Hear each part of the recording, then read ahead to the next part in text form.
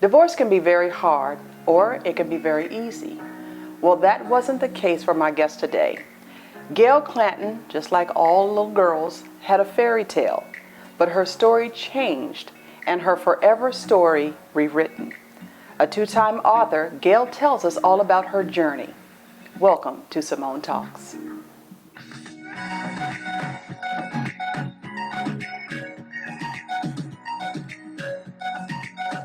You've made it. Yes. You made it. It has been a long time, but we finally made it. Yep. Welcome to Simone Talks. Thank you, Simone. You've been doing a lot. You've been doing a lot since. We won't say our. Well, I know since. Just since. Right. So you are a two-time author. Yes. And your first book, Sparkle in the Rain, talks about your experience with your divorce, and I'm sure that's what led you to write the book. Indeed, yes. But you were a teacher, right? No, You were.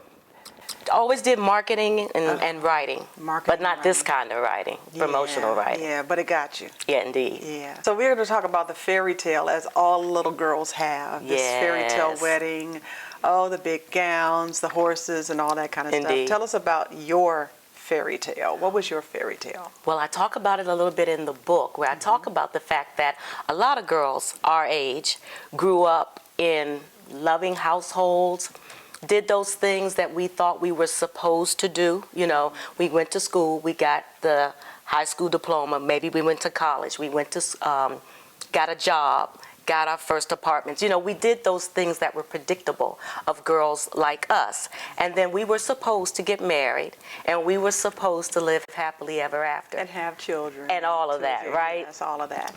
And for me, the fairy tale happened the way it was, quote unquote, supposed to happen up to the point of the marriage. I did have the big marriage, the big wedding. I had a lot of happy times during my marriage, and then things flipped. And then my fairy tale became something other than that. And so I went through a divorce, and I went through a long and painful divorce because, well, that's probably a topic for another show, but it was long. It was an 8-year process for me. From the time my husband and I separated to the time that we signed all the final paperwork that meant that our ties were permanently severed. 8 years. That was a long divorce. It was. And during the process of that, I began to write. I began to realize the power of the pen.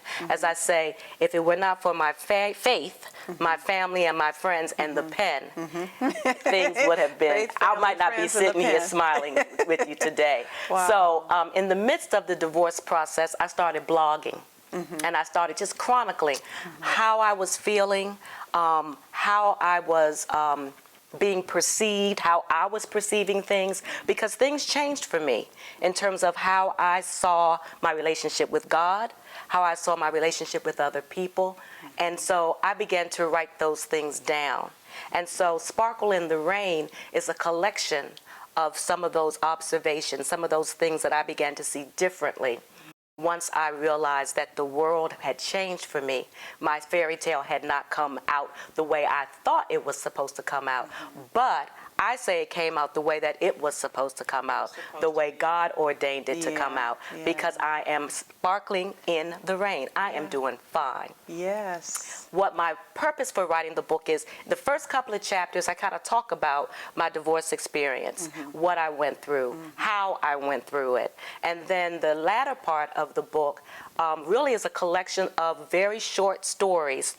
And at the end of the story, I leave space for people to write down their own feelings and their own revelations as they go through. I looked at that, and I see a part of, in your book, life is going to do what life does, but you have a choice. Choose to sparkle. Indeed. And so was that concept birthed during this book, the whole sparkle concept?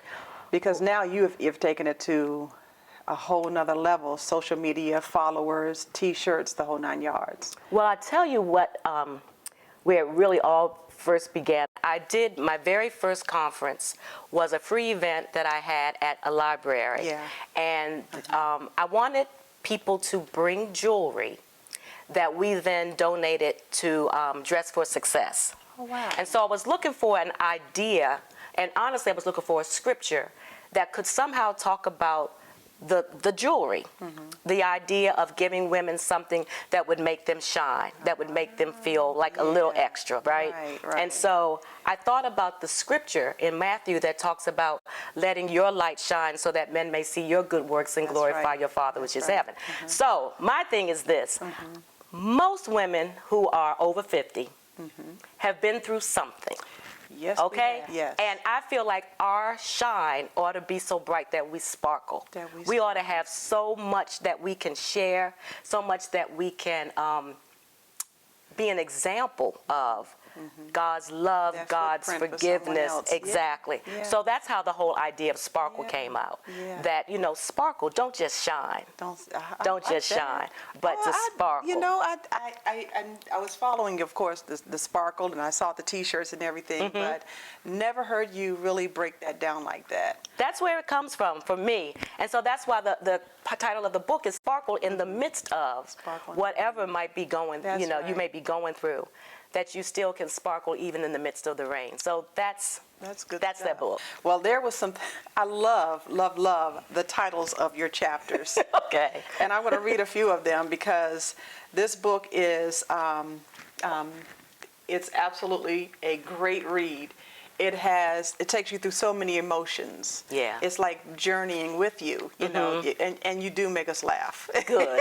Especially about some of the topics. The chapter, A Difficult Divorce, The Scream. Yeah, we'll talk about that. It was a music to my ears. I'll just say thanks. But my favorite one was, I need a man with a period. I need a man with a period. I need a man with a period. Some of the things that when you said, I need a man because only on Wednesdays, Thursdays, and Fridays. Now your husband. A husband on Wednesdays. Husband on Wednesday, Thursday, to Friday. Yes. Tell us about what happens on Wednesdays, Thursdays, and Fridays. Wednesday is trash day. And I'm not supposed to be running around the house gathering trash and then rolling the trash can to the curb. No. So I need a husband on Wednesdays. Thursdays, it was so funny. When I wrote that story, everything in my house, like little things, were breaking. Like the thermostat was broken. I couldn't figure out how to open it. I had a light bulb that needed to be changed, but it was one of those real high ones. I had to drag the ladder up the steps again. I was like, it's Thursday. It sure would be nice to have a husband, but just a day.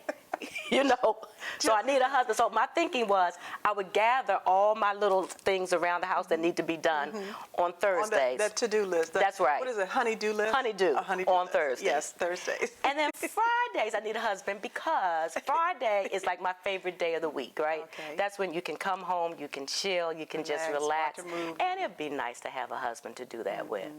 But on just Fridays. just on Fridays.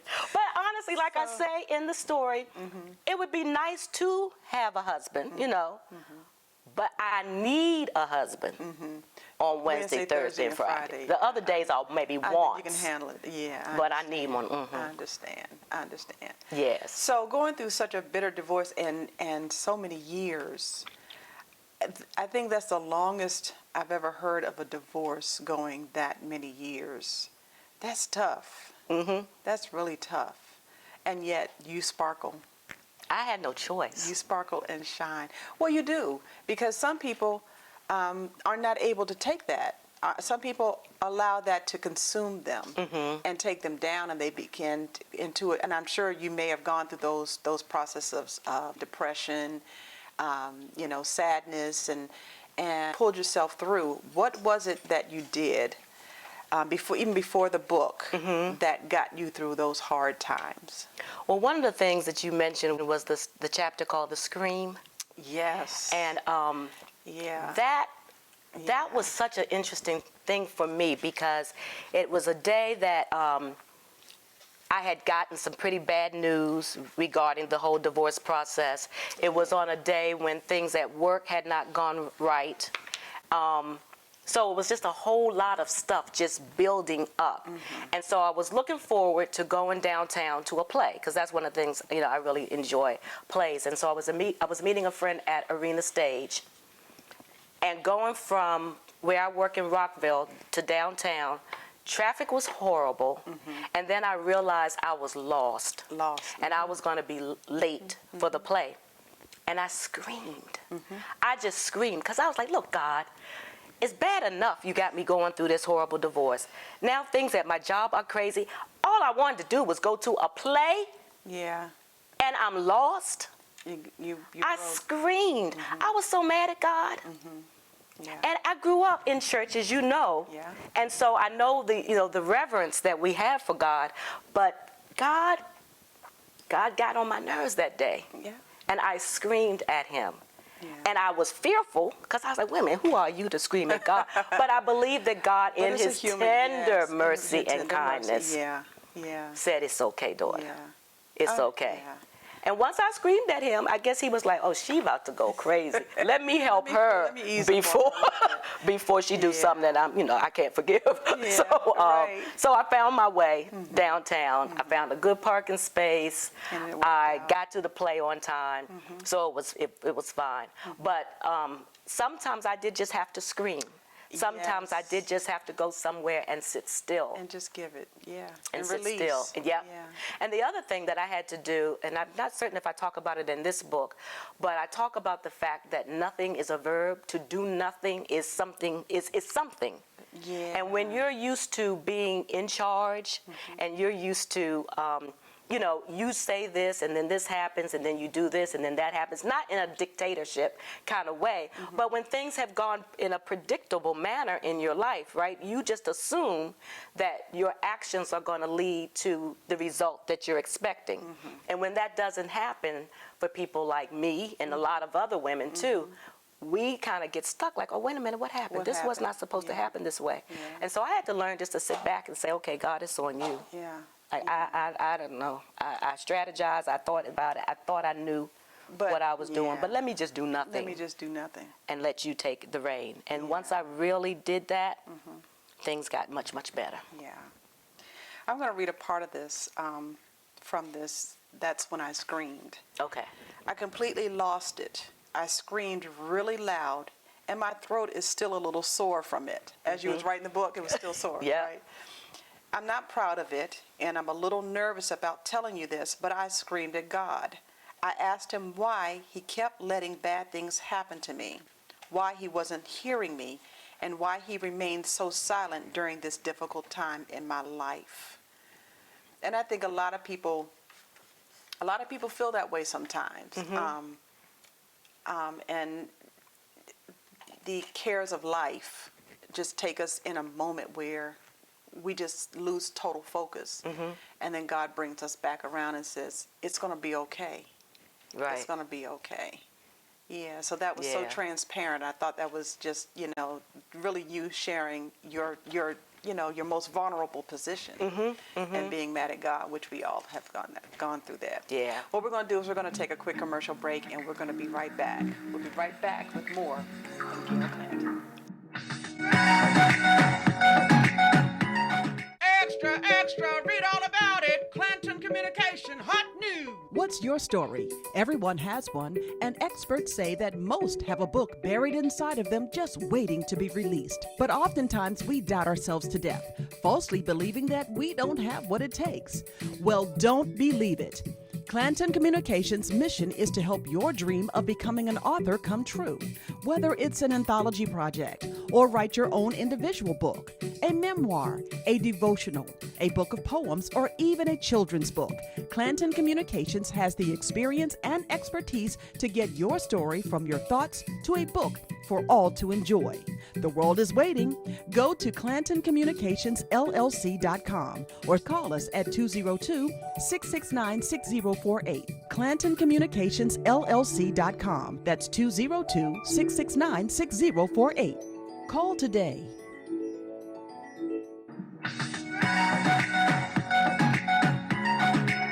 Welcome back to Simone Talks. Today we are speaking with two-time author Miss Gail Clanton, and we're talking about her journey as she went through a very bad divorce and where she is now and her victories, so where she is going. Indeed, yes. Two-time author. I love it. This book was quite interesting. I loved the stories. I loved understanding, what other people have gone through. 8 years was a long time for something to end. That could have been much faster. So I also noticed that you like butterflies. I do, yes, yes. Tell me what your idea of the butterfly is. Well, see if it's the same as mine.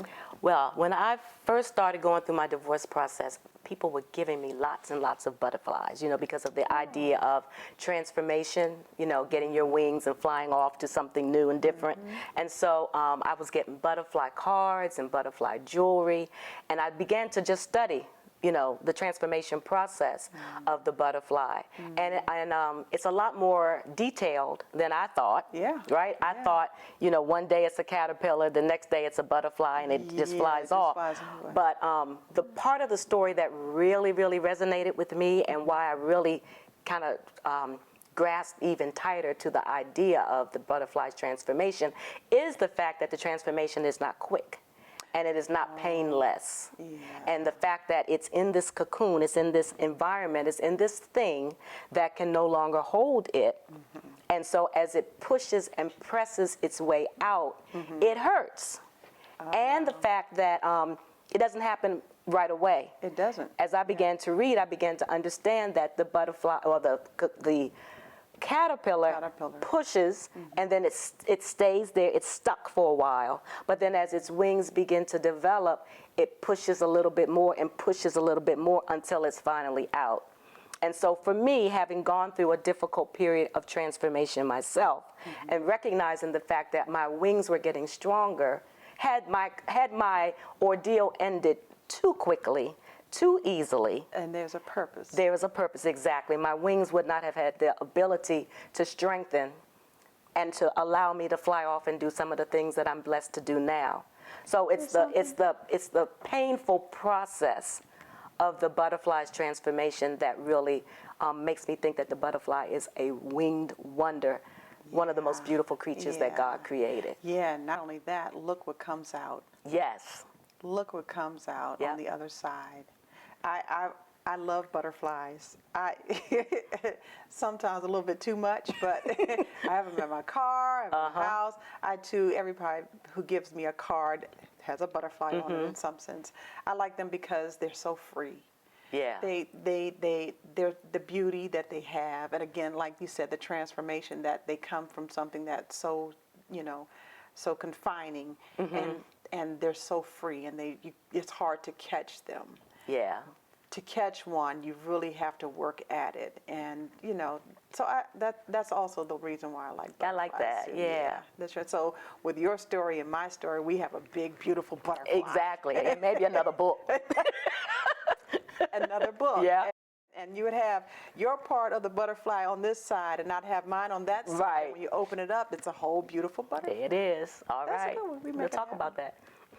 So for this book, Sparkle in the Rain, what is your favorite part of this book?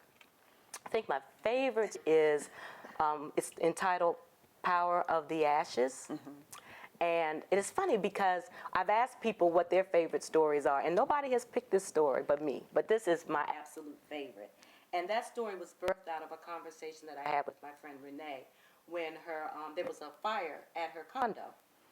And she was telling me about how people had to move out for a while, but then when they came back, the building had been reconstructed in a way that was perhaps better than it was before the fire. And we started talking about ashes and the fact that when something burns, ash falls to the ground. But if you allow the ash to stay on the ground, the ash will do something to the soil. It'll change the pH balance of the soil. And so what used to be able to grow there won't, but new things will grow, right? And I started thinking about how relationships, jobs, there are things in our lives that end and we think, oh, that's horrible, you know, and it leaves that ash, it leaves that residue. But I think it's so cool that it will change the pH balance. It will change the atmosphere of what you're living in, so that the old things that perhaps were there, maybe some fears, maybe some doubts, maybe some sadness, can't live there anymore. But new things will sprout out. Meaning new relationships, new ways of making income, new ways of living, all because something had to die so that something new could be birthed. So that is my favorite story, the power of the ashes, and not being afraid to let some things die, let some things burn. Go. And it kind of redirects you to look at something new, step out of your box, take on new challenges, and see what else that you can do, that you're capable of. A lot of people, and I know for me, a lot of times that things that I do is because I take on that challenge. The fears can be there, but to be pushed when that door is closed. Like you said, the pH balance changed. So now you have to do something new. The plant won't grow here. Right. So where are you going to put the seed? Right. You have to find somewhere else to put the seed if you really want that plant to grow. So yeah, I like that. And I'm going to read a part of that out of that chapter that you had about the ashes. And I thought it was so cool. It says, ashes are to us what spinach is to Popeye. It helps us leap tall buildings and do things previously thought impossible. Isn't it great to know a God who can take residue from a fire or otherwise difficult situation and transform it into something promising and new? He never ceases to amaze me. And then I felt a little comedy in the next statement. What are you doing with your ashes? Indeed. Yeah. But I also like the fact that your book gives places for the reader to add their story and to see what they can get out of that. And if there need to be changed, or if there's a challenge that we need to take on. I just love this book. I love that it's interactive. I love that it's transparent. Yeah. I love that it's detailed. It shows your pains, your joys, and your victories. And I love it. Sparkle in the rain. Thank you. Sparkle in the rain. We're going to take another quick commercial break, and we'll be right back with more with Gail Clanton.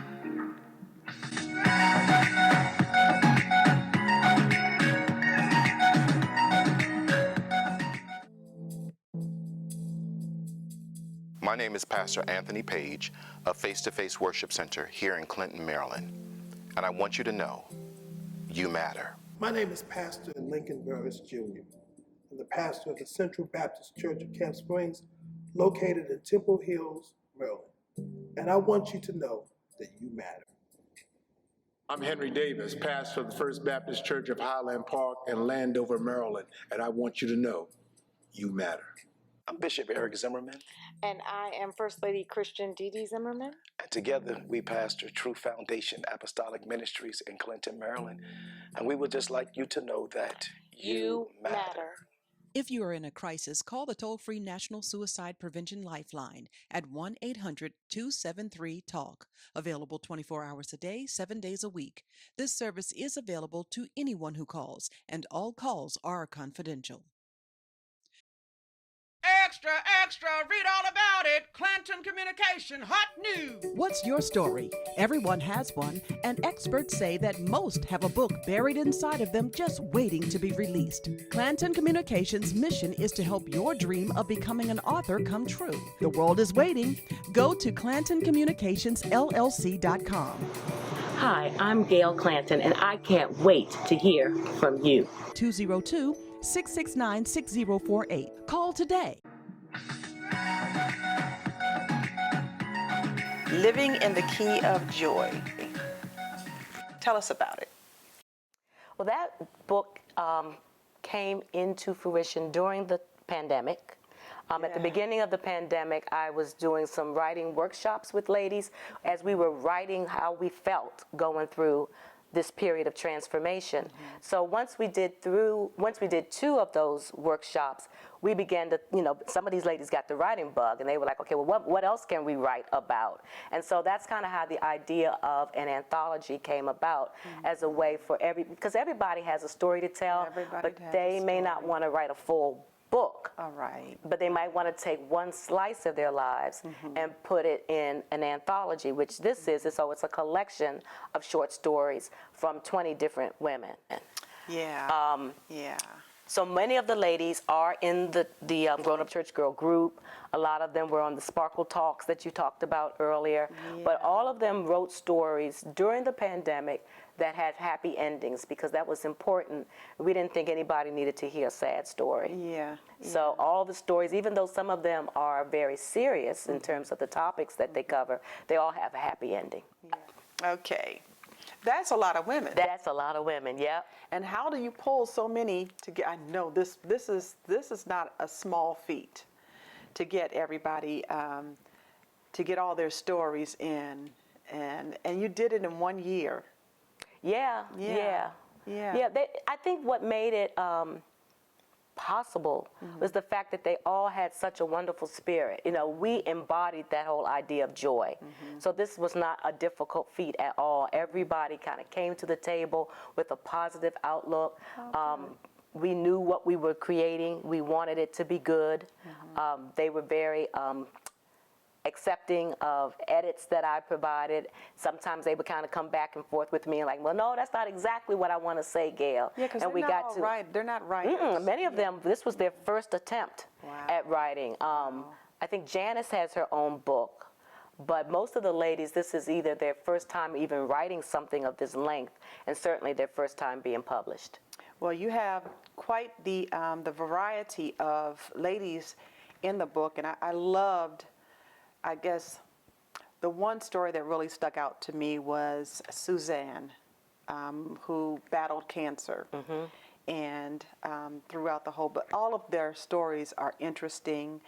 They're transparent, and you see the joy on the other side of their story. And we did record some of the ladies who were a part of it. Dr. Katrina Miller, you have doctors, you have lawyers, what else you have in this book? Indian chiefs. You have a lot. Let's see, we have lawyers, cancer survivors, fought against women's rights, teachers, one who fought against depression and won, veterans, church elders, pandemic survivors. We're all pandemic survivors, right? And so you had a variety of people with their stories. What story stood out the most for you? Well, Suzanne's story is one, of course, because that's a very close friend of mine, and her victory, it just makes my heart sing to know that she's on the other side of that battle. One of the, so we have some stories that are heavy like that. Another woman in the story dealt with stroke and talked about how she's on the other side of that. But we also have some stories that aren't as serious. We have some stories that talk about fun relationships with parents, with children, with friends, with traveling situations. That's right. And then one of my all-time favorite stories is the story that Claudette Abney wrote about a dress. And I remember when I first read the title, Joy Disguised as an Ugly Dress. I was like, okay, Claudette, what's this going to be about? But it is one of my favorite stories because she talks about the simple joy of a dress that her mother gave her when she was a little girl. Right. And how at the time, it was ugly to her, right? Yeah. But the fact that the meaning behind that dress and the joy that her mother must have had in giving her that dress, and how that means so much to her now. So I don't want to give her whole story away, but she becomes acquainted with that dress in later years, and so she talks about that. It is really a great story. Yeah, that's one of my So favorites. we did have some time during the pandemic to pull together some of the ladies who have written part of their book, and Suzanne's is definitely one who was on the call with us. We're going to take a look at some of their stories, and let's check it out. For this opportunity. Like the title of the book says, Living in the Key of Joy, I think it's very important that we remember just how important it is to have joy. My story is called Joy and the Southern Tour, and it highlights a relationship of friendship. And I think it's important as women that we remember those friendships. They help us not only through the bad times, but they help us also to celebrate those really good times. And being able to share that and living in the key of joy, I think it's very important that we remember our sister friends in a world that often does a lot of backbiting. It's important to remember your friends and your relationships. Being a part of this project has been very exciting. I'm sure, like my other fellow authors, we've thought of things in our life that would be nice to share with others, or a incident that would make a great book or a great short story. So this platform has allowed many of us to kind of get our feet wet in the literary world, if you could say that, and to start writing and to open up maybe some of those dreams or those things that we thought just wasn't possible or we had missed out on. It provided another opportunity, another platform for us to live in the key of joy, to remember that we can definitely fulfill our dreams and to be a part of that. I'm grateful to be a part of this project, and I know that it will be not only has been joyful for us as authors to partake of it and to make new friends, but we really hope that our readers will also feel that joy and learn, if they aren't already, how to live in the key of joy, that they'll start. Thanks. Thank you, Gail and Simone. Um, I felt so honored to be asked to be a part of this project because I wanted to support my friend Gail, and I just love the title, Living in the Key of Joy. It forced me to really think about what brings me joy. The dictionary gives the meaning of joy as to experience great pleasure and delight. Every time I thought about what brings me joy, two things kept coming up: my relationship with my daughter and my service in the Army and becoming a veteran. These two things give me much pleasure and delight. So I thought, why not marry the two and create my story? My story is about my daughter and I and how we spend Veterans Day every year. It's also about a mother-daughter relationship we have and the food and fun and fellowship that we share with each other and about our fellow veterans. I wanted to share my story because it is near and dear to me and it makes my heart happy. I also hope it may encourage another mother-daughter relationship that may be having some challenges, or convince someone to join the military once they see the benefits of becoming a veteran. I hope when you read my story, it makes you smile and wish you were a veteran. The lesson someone can get from my story is the importance of maintaining and cherishing those relationships, whether you're with your child, your other veterans, friends, or significant others. Make it a priority to spend quality time with your loved one and cherish those special moments together, because once those people are gone, you can't get them back. Writing the story brought so many memories of all the fun times and laughter and craziness I shared with my daughter and fellow veterans. I felt a sense of pride and a joy knowing I'll be sharing my story with the world. I also learned about myself is that I have some writing skills and I can tell a pretty good story that is relatable, funny, honest, and joyful. Who knew that? It's amazing the things you learn about yourself when you least expect it and you're not thinking about learning a lesson. Thank you. You know, it's a pleasure having the opportunity to be a part of Living in the Key, a project of joy. When I was asked to be a part, I said, this give me a perfect opportunity to pen my experience of learning how to swim at the age of 50. You heard that correct, at the age of 50. You know, sometimes when life give you some lemon, you make lemonade. And I had a terrible time in my life. And I said, you know what? I need to learn how to swim. And I was terrified of the water. But you know, God gave me the strength and the ability to start swimming. And when I took on that lesson, I was very thankful that I had a helper out. So my title was called The Helper Islander. And I realized, you know, back in 2017, when they said the U.S. swimming team that 64% of African-American children could not swim. And I said, well, I don't want to be another part of statistics. So I said, let me take this swimming lessons. And it gave me an opportunity to really empower myself and stop being afraid to do things. And because of this, I want to inspire other minorities and other women past the age of 40 to start swimming. And because of this, guess what I have done? I taught my niece how to swim. Yes, backstroke. I knew how to do that. The different types of stroke technique that they taught me, learned so much well that I'm able to help others to continue to swim. So with that, I want you to learn how to swim. And thank you so much for inviting me to attend this project altogether. Thank you. It is so exciting to be here, Simone. And I want to thank my dear friend, Gail, for providing me with this opportunity. I'm here because I believe in Black girl magic. So anytime I get an opportunity to participate in an effort with other Black women, I know it's going to be sensational and phenomenal. So I'm all in.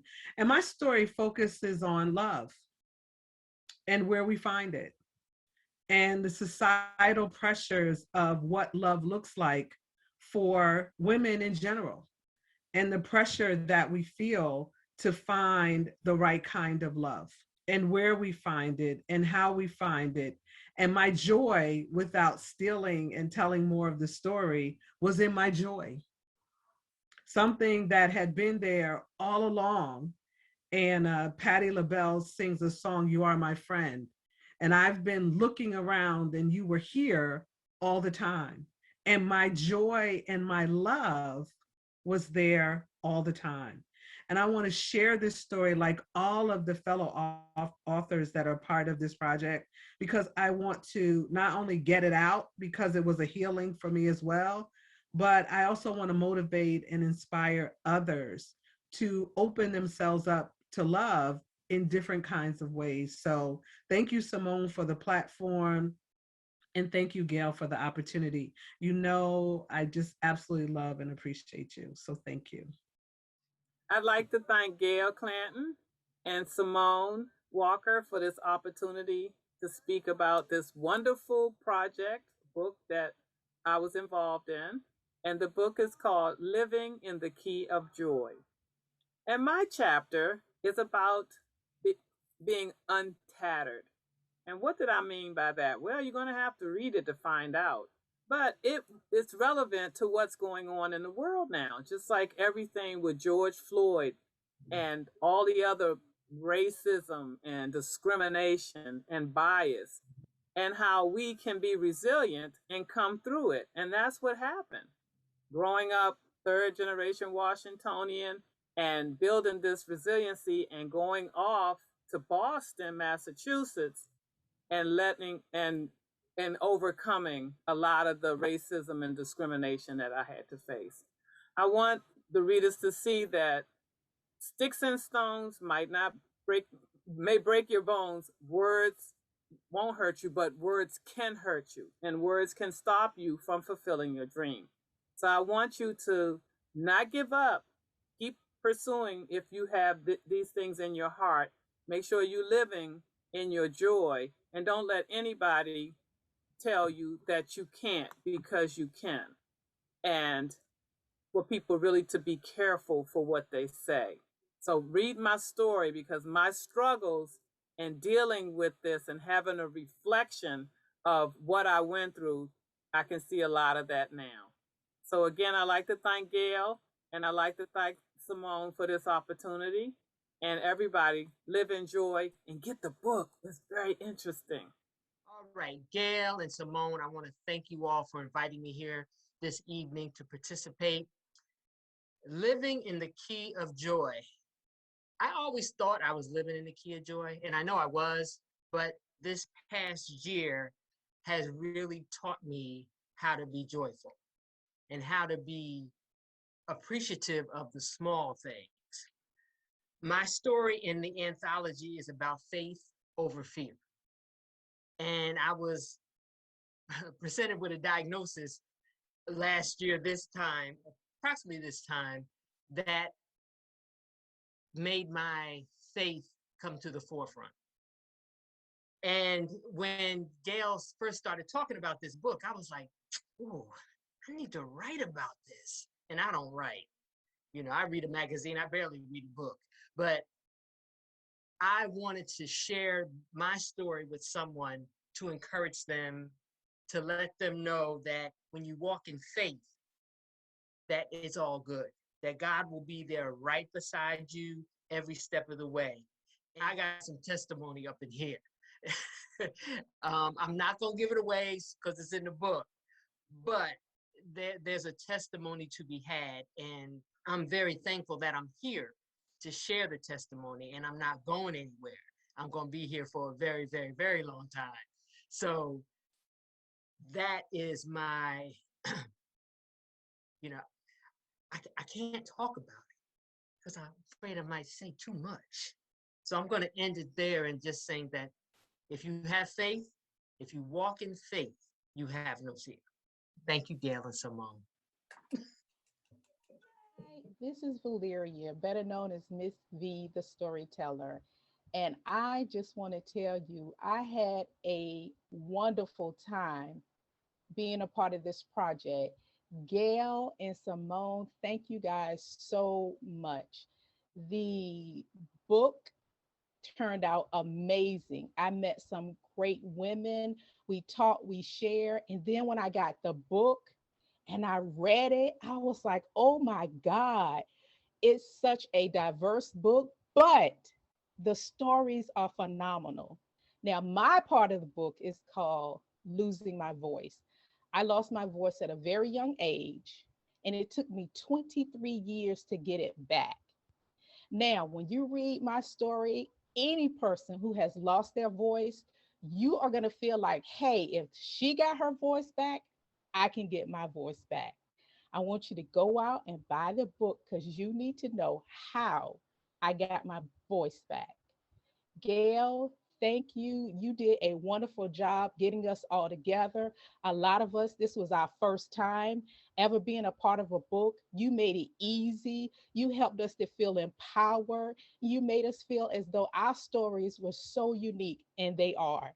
So I just want to say thank you. If anybody wants to be a part of this project or the next project, I say go on and do it. You will love it.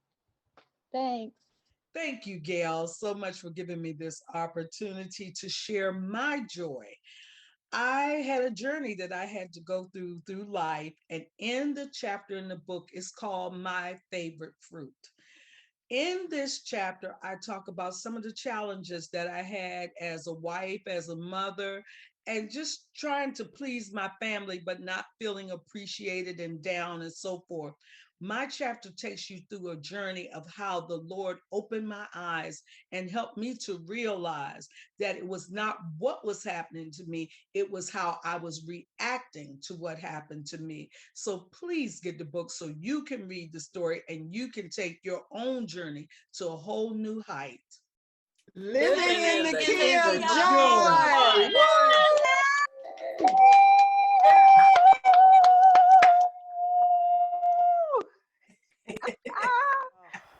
That is just so awesome.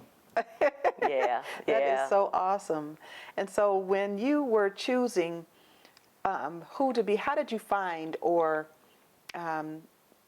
did you seek people to put their stories in the book, or some of them, or they all just came to you? It was a little bit of both. It was a little bit of both. For example, with Suzanne's story, I wanted it told because I knew that it was going to be something that was going to really touch a lot of people and really bring up spirits where spirits needed to be lifted. But most of the ladies found me. Many of them were a part of the writing workshops that I did earlier in COVID, and so these ladies had gotten that writing bug and just wanted to keep going and going. And then others saw it on social media. Some people that I actually spoke with. But I'm just so amazed how the stories are so different yet so alike. You know, they all take very different stances and very different views on the idea of joy, but they all come around at the end to have a happy ending, and they all have their own little lesson to teach. Yeah. So I'm very, very proud of the ladies who wrote for this book. So I see there are only ladies. Is that a purpose? Or That's is just that how it worked? That's just how it worked. Okay. That's just how it worked. But then my next book, I've already got it in my mind. I want it to be men. I want it to be men. My thought is to continue with the Living in the Key of Joy theme, but my current subhead is listening to the melodies of a man's heart, and particularly a black man's heart. Yeah. Because I think especially right now, you know, we're not allowed to necessarily see the sensitivity or the soft side. And I think that they got joy too. They had little silly stories and fun stories and meaningful stories to tell. And I would love to pull together a collection of those stories. Oh, well, I'm looking forward to that. Yes. Yeah. So I want to take a listen to Suzanne's story in particular.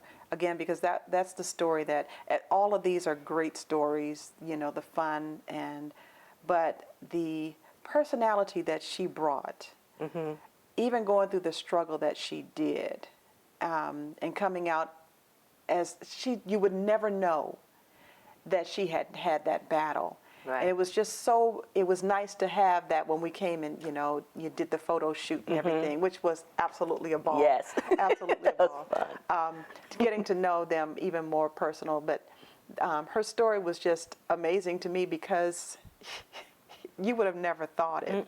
So let's take a listen at Suzanne's story. Okay.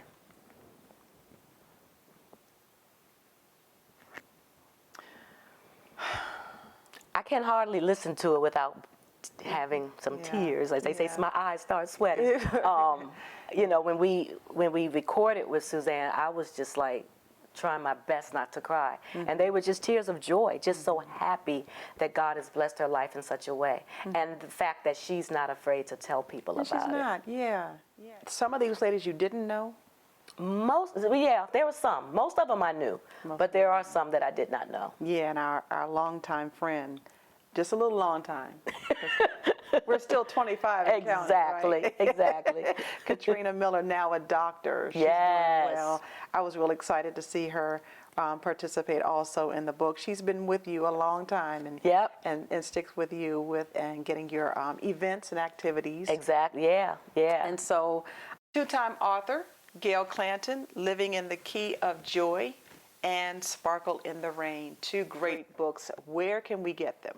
Amazon. They're both on Amazon, and they're both on my website, gailclanton.com. gailclanton.com.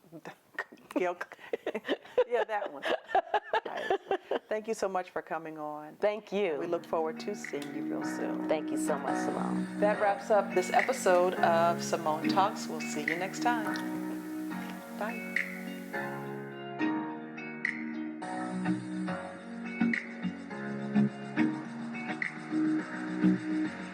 If you are new to the show, go ahead and click on the notification bell and subscribe to the channel. Give us a thumbs up and leave a comment. Want to become a sponsor of the Simone Talk Show? Go to our website for more information, SimoneWalker.com, or give us a call at 240-463-2274.